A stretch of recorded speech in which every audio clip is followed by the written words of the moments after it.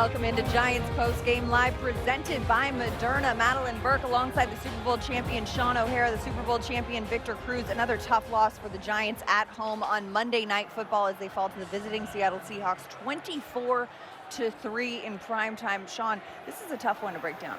Yeah, it is. And listen, 2 home games now for the Giants and 3 points combined. That's just not enough.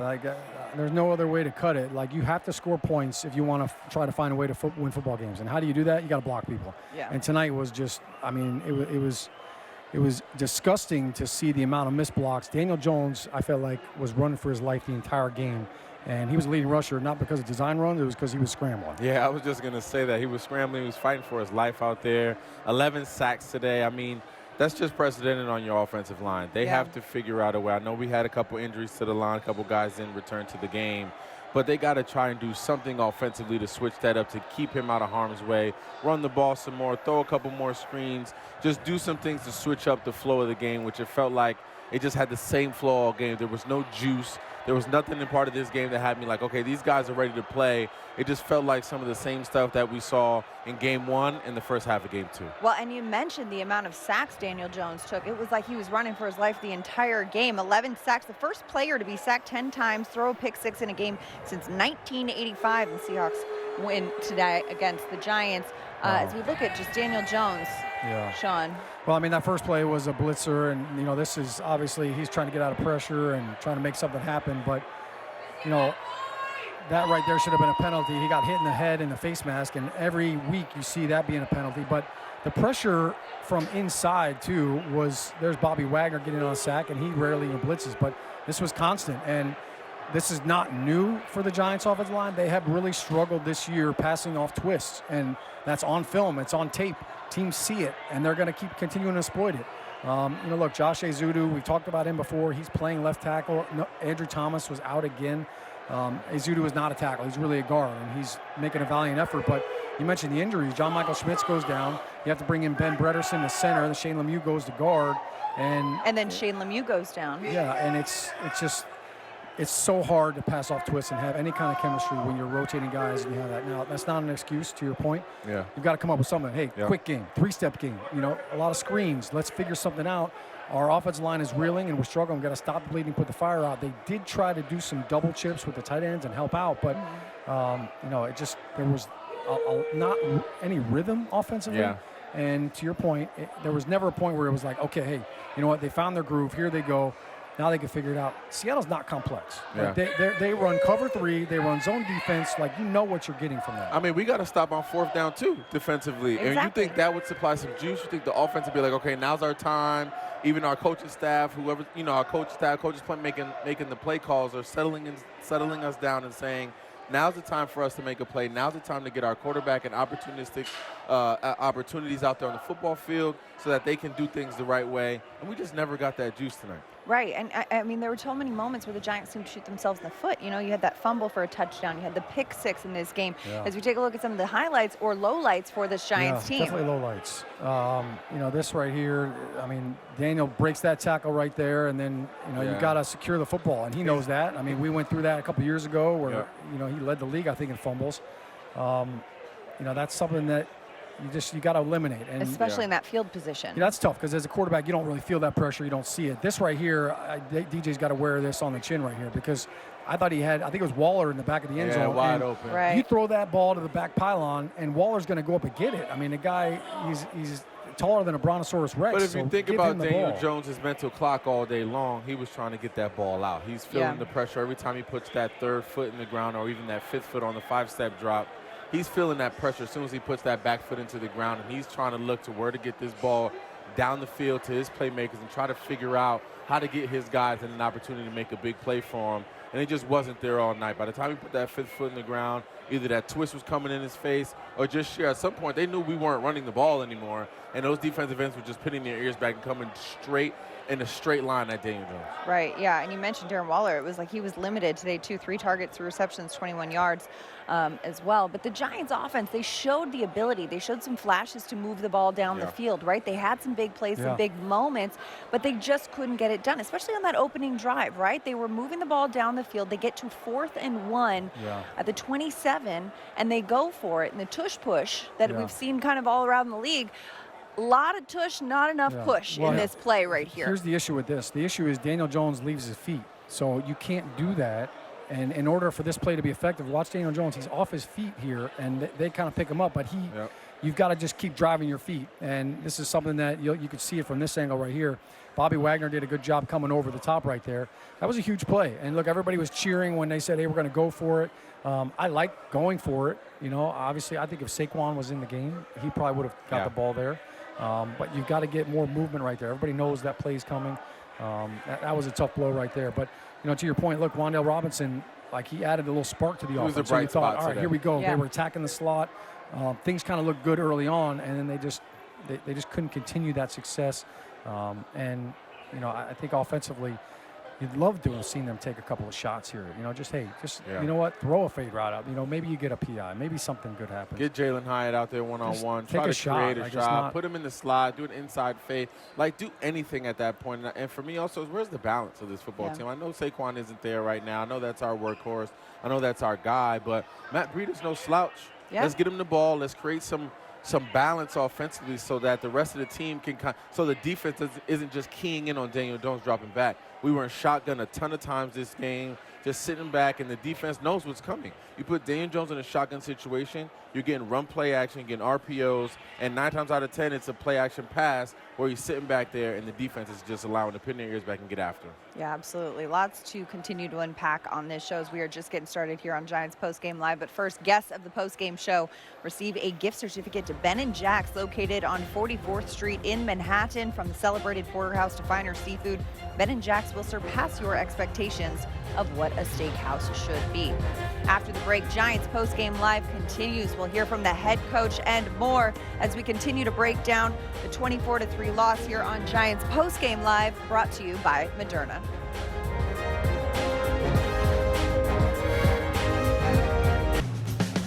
Giants fans, run or walk with Giants legends. The Giants Foundation will host a 5K race and kids run presented by Quest on Sunday, October 8th at 9 a.m. at MetLife Stadium. Net proceeds will benefit the Giants Foundation. Register now at giants.com/5K. Welcome back to Giants Postgame Live, presented by Moderna, live from MetLife Stadium as the Giants fell to the visiting Seattle Seahawks 24-3. For more on this, let's send it down to the field where Paul Dottino and Brendan London are standing by. Well, when you look at this game tonight, obviously things did not go well for the Giants. Things got progressively worse as the evening wore on. But let's start for a minute with what happened defensively as Bobby Okereke and this defense tried to hold up their end of the bargain. Wink Martindale had challenged the defense during the week, publicly talked about how they would dig in. And Okereke was really the guy who made a number of big tackles in the first half as the Giants tried to keep this game close. Yeah, you saw a defense that came out and played with accountability. Like you said, Wink Martindale challenged his defense, especially when it came to the tackling or the lack of tackling in past games. You saw not only a Bobby Okereke, but you saw Xavier McKinney, Cordell Flott come up and make open field tackles. They came out and they understood the assignment, Paul. Unfortunately, when we talk about complementary football, you need an offense to help out. Yeah, so early in this game, it seemed like there was not a lot of yak yardage for Seattle because the Giants were tackling solid. But then again, when you have self-inflicted turnovers, those wounds, they will cause you to bleed out. The Giants had the Daniel Jones fumble inside of his own 10. Then he wound up later on in the third quarter having the pick 6 that made it 21-3. And that hole was just way, way too deep for the Giants to climb out of. Yeah, unfortunately, Paul, this is something we didn't talk about when we talked about the 2022 Giants offense. They didn't do self-inflicted wounds. They didn't turn the ball over. They understood what they were supposed to do in terms of controlling the ball, keeping the defense off the field, and at the end of the day, at least putting up 3. agree. They weren't able to do that. Daniel Jones is going to tell himself, hey, this is going to be me. He's going to hold himself accountable. But moving forward, this offense knows it's going to have to play better. Yeah, and once you allowed the Seahawks to gain control of the game, it was really going to be up to them to choke the Giants out, and that's what they did.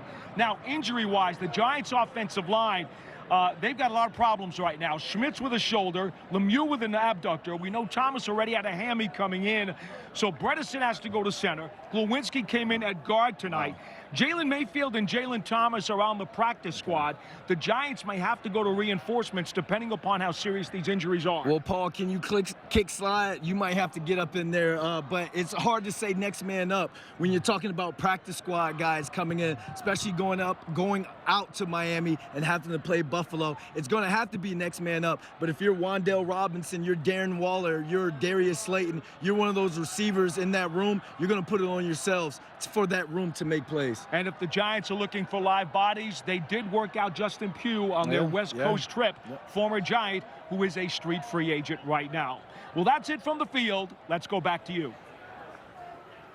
Thanks so much, Paul and Brandon. Of course, a lot of tough injuries for this Giants offensive line. We'll continue to talk about this and more as Giants Postgame Live presented by Moderna continues after this break. We'll hear from head coach Brian Daboll and much more on the show. Stay with us.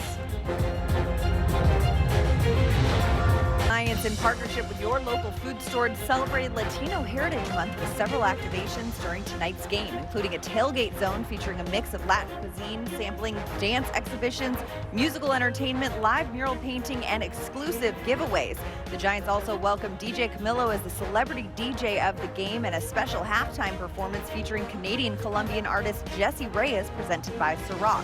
Giants also hosted a group of top Latino artists, entertainers, and content creators inside the Football Familia Suite. Welcome back to Giants Postgame Live. Let's send it down to head coach Brian Daboll at the podium.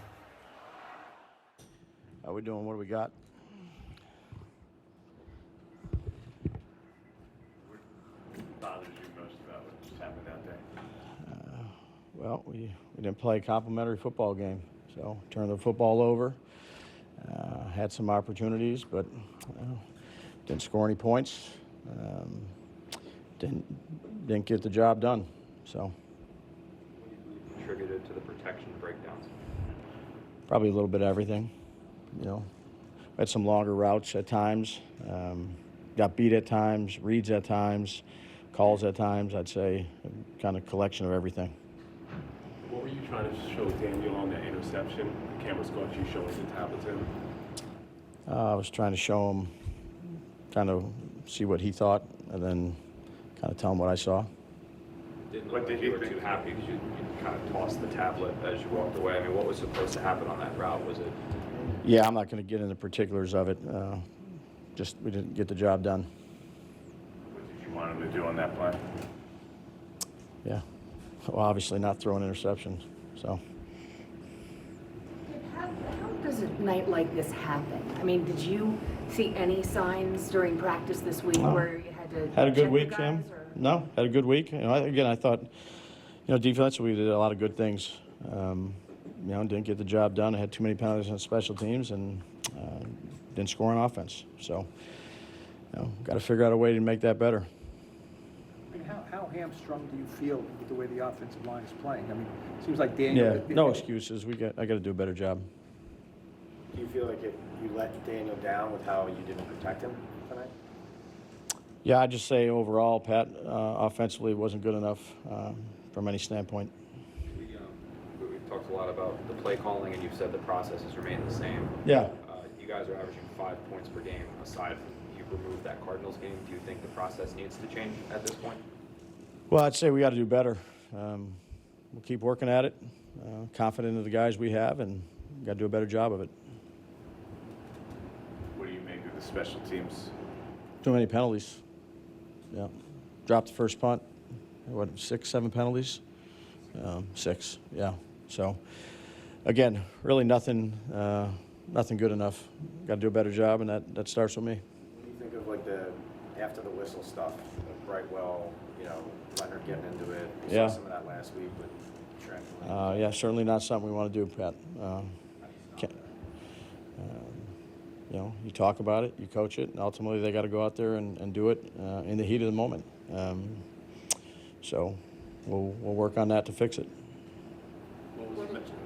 What did you tell the guys in the locker room after? Yeah, I'll keep that between us, but obviously got to do a lot better. Hey, Brian, this is the second game you've had at home where at the end of the game it's visiting fans just having they own the place. I mean, are you getting worried you might lose your fans? Yeah, I'd be upset too if I was a fan. So there's a lot of things we got to do better, and that's what we'll try to do. Do you feel like this season is starting to spiral a little bit on you guys? Yeah, it's the first quarter of the season. There's a long way to go, but certainly a lot of things we got to do better.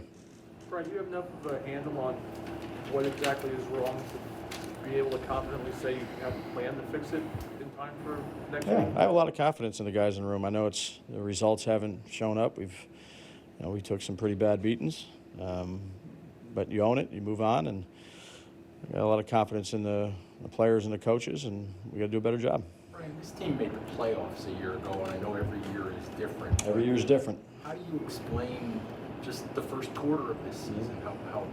I'd say every year is different. We're not playing well right now, not coaching well right now, so got to do a lot better. The first half, you ran the ball on 3rd and 11. The fans clearly didn't like that. Yeah, it was a miscommunication. Like call, you mean? It was not. No, it was a miscommunication. Daniel thought he heard something, one thing, and it was another thing, and miscommunication. So you wanted to attack with a pass down? Throw? Yeah. Gabe, do you think changes are needed? Do you have guys? Are you trusting the right players, coaches? I mean, do you have to kind of search a little bit with that now? No, I think again, we haven't played well, Kim, so we got a lot of work to do, and that's what we'll do. But you don't anticipate making any changes? No. In what regard? Staff, personnel on game days, anything No. along those lines? Do you think the decision to go on 4th down after you guys got stopped in the first half really turned things around? On the first drive? When you guys got stuffed on the push play? And it did what? When you guys got stuffed on the push play? I know. What was the question? I'm sorry. I was saying that, do you think that really turned things around because of the inefficiency to get something going in the first half? No. I'd go for it again if we were in that situation. Right, what do you say to Daniel after a night like tonight? How does she shake something like this off? Yeah, that's we had a tough game, all of us. So I got to do a better job of trying to help them. You say it's the first quarter of the season, but how eye-opening is it to you? I mean, you're not just losing games, you lost by 40, 18, and 21. I know the scores, Jordan. I got you. Yeah, not good. So a lot of work that needs to be done. Brian, what gives you the confidence that you guys can turn this around? I mean, you seem very confident in terms of what you... Well, I mean, when you're in this position, you have to, you tell it like it is, and you got to move on and get ready for the next week. Again, last week has nothing to do with this week. You can't focus on the stuff that happened in the past. You got to learn from them and obviously do better. We got to play better and coach better on game day. That's what we need to do. What was the decision to put Adoree back at punter returner? Whose decision was that? Yeah, I dropped that first punt, and I felt comfortable with Adoree back there, catching it, handling the ball. It was a good punter. It's a kind of a quick hook on Eric Gray there. The first punt of the game. Why after that? I just thought it was to put Adoree back there with this punter and field the ball and make sure that we get possession of the ball. Good. Yeah. Do you feel like your message is getting through to the players? Well, we're 1-3, and we got we got beat pretty good. I got a lot of confidence in our players. I've said that before. 1-3, so I'm going to present my message each week. I got confidence that those guys are hearing it. We're just not getting the results right now, and that starts with me. Good. Post-game sound, of course, brought to you by Ford, your local Ford stores. Ford is proud to be the official truck of the New York Football Giants. Head coach Brian Daboll obviously reacting to the 24-3 loss to the visiting Seattle Seahawks. Victor, what's your immediate reaction to hearing the coach speak? Well, it's tough, right? Anytime you got to come off of games like this, and obviously, unfortunately, we've had a few of these games early part of the season. It's tough to talk about them. It's tough to go through the questions, but they're all viable questions of, things reporters want to know, things that fans want to know is are there going to be changes that are going to be made? Are there things that are going to be different? Coach Daboll sticks beside his teammates, sticks beside his staff, and sticks beside the team that's in front of him right now. So I think this team can do the right things. I think we've seen it, right? Mm-hmm. And then on paper, it looks like we should have gotten better. We should be advancing ourselves. We should be seeing a different brand of football out there right now. And I think Coach Daboll understands that and believes that as well. And he's going to get his team prepared week in and week out to do that. Some weeks are better than others, but I think this team just understands that, they got to take care of the football. Had way too many, turnovers that we would like to correct and change, including a pick six in a time of the game that really, really hurt us. And, of course, taking care of our quarterback, keeping him upright, having him or giving him enough time in that backfield to see the ball downfield, to see his players, see the guys downfield, and make plays when he needs to, not just because he has to each and every down, and also create a little bit more balance offensively. I think that's something we missed as well. Obviously, we're missing Saquon due to injury, but I still think there was an opportunity with Breida to create some balance, just to keep that defense honest so that on 1st and 10 or 2nd and long, they're not just thinking about pinning their ears back and getting after our quarterback, which makes it easy for defenses, right? And then on top of that, they were doing a ton of twist games, which they knew we had issues with. They knew we had problems with that. And then when a couple of offensive linemen went down, they went to it even more, Shaun. Yeah, listen, Daboll's prickly there at the podium, and I don't blame him. I would be too. And to your point, he's, they asked him, do you have confidence that you can do better, and you have confidence in these players? Yes, because he has seen them. He has seen them do it the right way. And that's why, it's like when you're a parent, and you see your kid do something, it's like, okay, that's what I expect from you. And then when they don't do it or they do something wrong, you're disappointed in them. And after a while, it's like, okay, now I'm starting to get a little upset because I know that you can do this. And to be 1-3 is tough. But I'll be honest with you, this loss feels worse than the Dallas loss here in week 1. We got shut out. Because that Dallas' defense is pretty damn good. That defense is not great. I'm not trying to throw shade on Seattle at all. But they have given up a 300-yard passer every single game this year. They've given up a 100-yard receiver every single game. Andy Dalton went into the game last week to fill in for Bryce Young, and he threw for 361 yards. Adam Thielen had 11 catches for 145 yards. Yeah. So they shredded this defense. And when you see that on film and you have 10 days, you have an extra couple days to prepare, you expect more. So I don't blame Brian Daboll for being upset, and I don't blame him for showing it. And you know what? That's fine. I'm okay with it. Everybody's like, oh, my gosh, I can't believe that he – no, I would rather him be angry and upset and show it than not, because then I would be worried. Okay, what's up? Now, he doesn't even think they could do it. So he's frustrated, he's upset, he's angry, and he should be. The players should be too, because they should have played better. This defense was a great get-back game. They had everything in front of them right there to get this thing done. And Jamal Adams goes out on one of the first drives, second drive of the game. Opening drive He's out, this was his first game back, so now all of a sudden, look, they're reeling.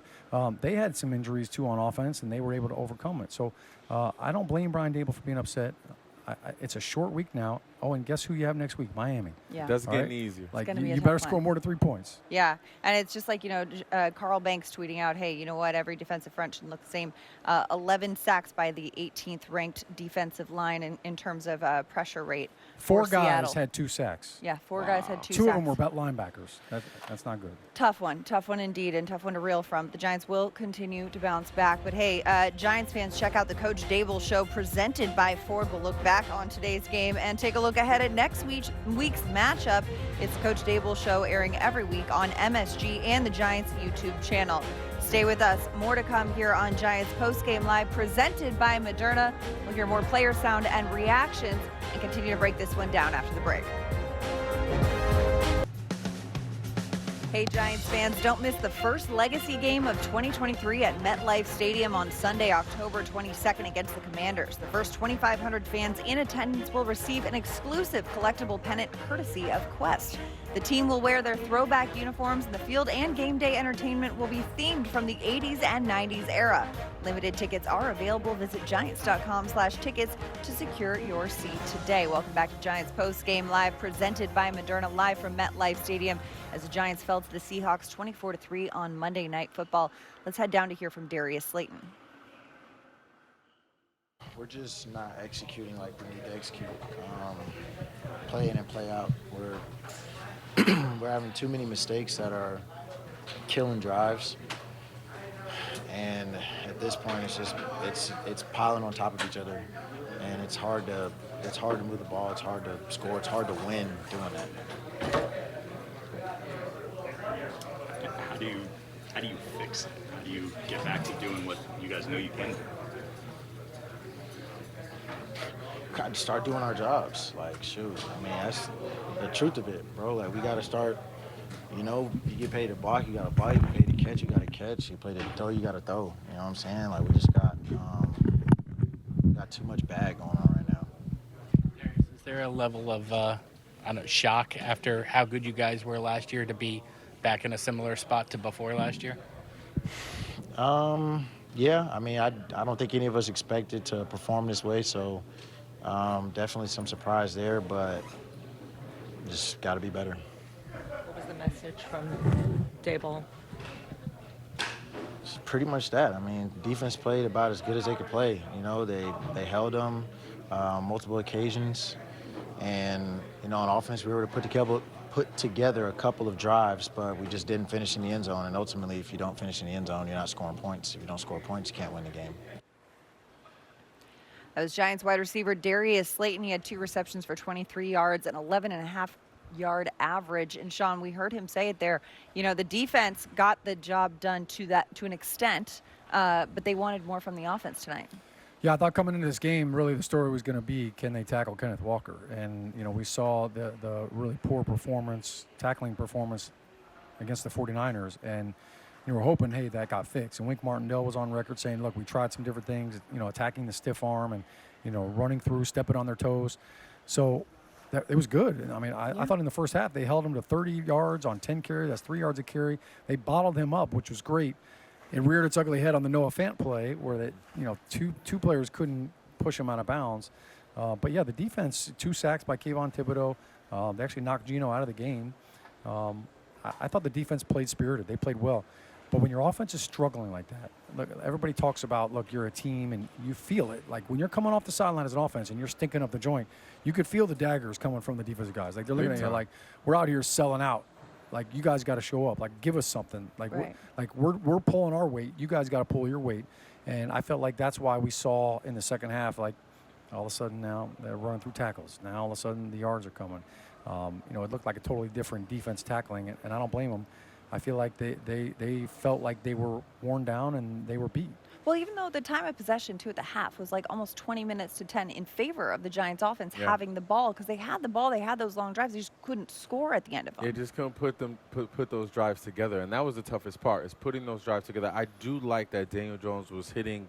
He had, 11 guys today, 10 different targets today, which is good. You want him to spread the ball around, get the ball to all his receivers, see who can make plays.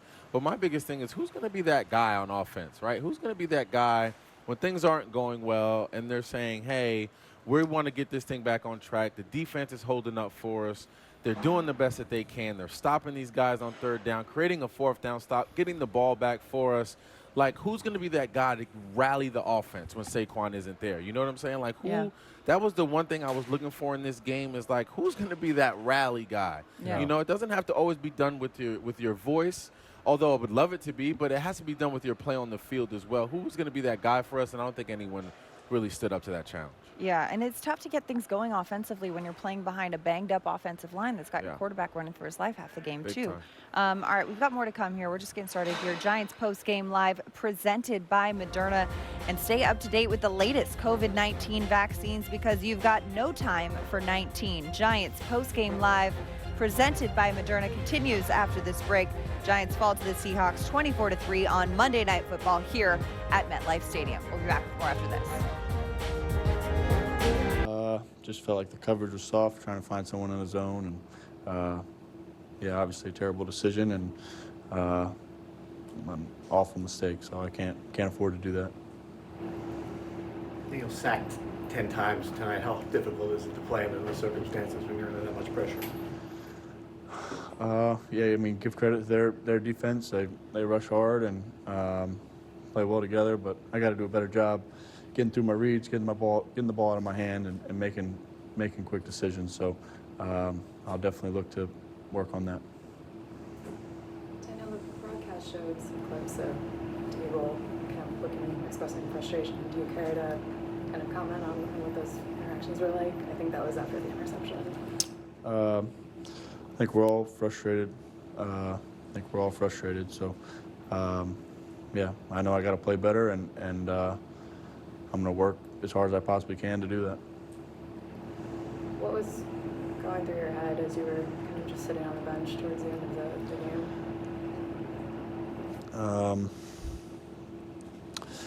Yeah, I mean, obviously I didn't play well enough. It was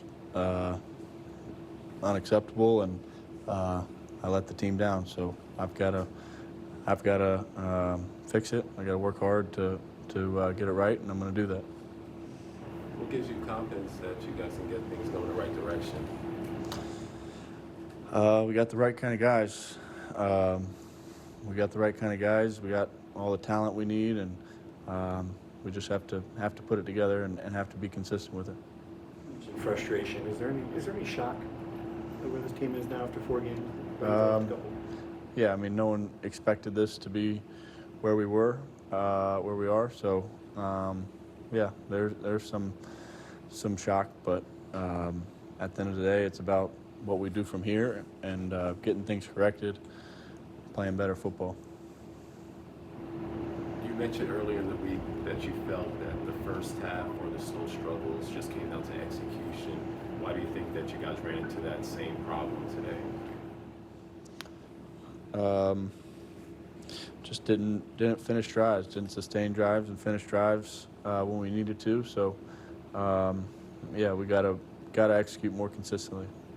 You stress that you feel like you let the team down. That was Giants quarterback Daniel Jones at the podium after the 24-3 loss to the Seahawks, saying, no one expected this to be where we were at this point in the season. And, when you're in this position out 1-3 this early in the season, how do you kind of keep yourself in the moment and stop from looking ahead at the mountain that is the next 2 opponents? Victor? Yeah, I think you look at the schedule, and obviously it's tough. I think going into it as a player on this New York Giants football team, you understand the schedule is tough, especially the first 2 months of the season. You're going to have to dig deep and see very quickly what this team is and who they are and who they want to be moving forward. But I think they just got to go one game at a time. They just got to go into practice. I think the practices are more important than the games right now. At least this week of practice leading up to the next game is important because you're going to have to iron out some of those kinks. Some guys are going to have to play well and going to have to pick up their slack, so to speak, and figure out how to put some wins on the board and put some positivity out there on film and put some things out there that are going to put us in a position to win football games and take advantage of them.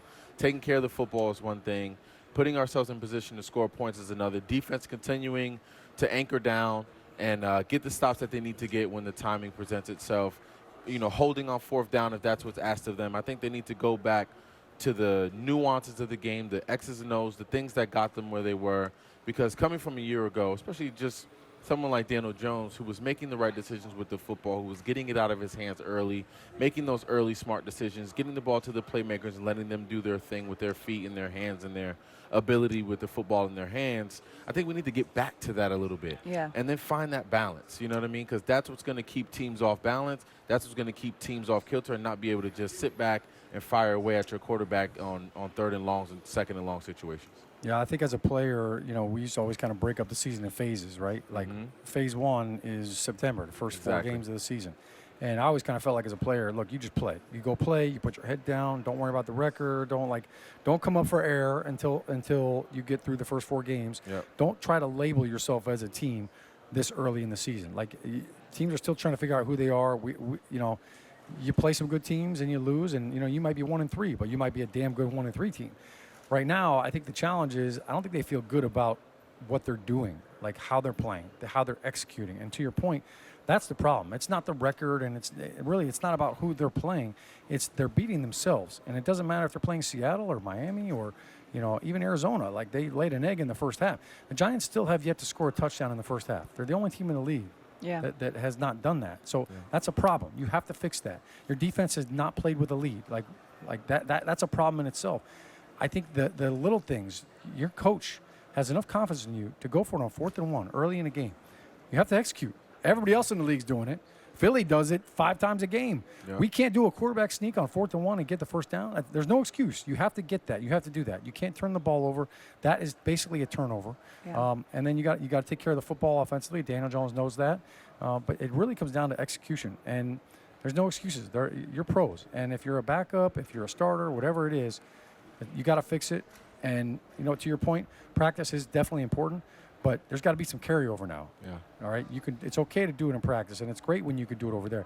You got to do it against an opponent. You got to do it when it counts. You're getting paid to win these games, not just play them. Correct. Yeah, you mentioned the Giants have failed to score a touchdown in the first half of any game this season. They've only scored a total of 9 points in the first halves of each of the first in the first 4 weeks of the season.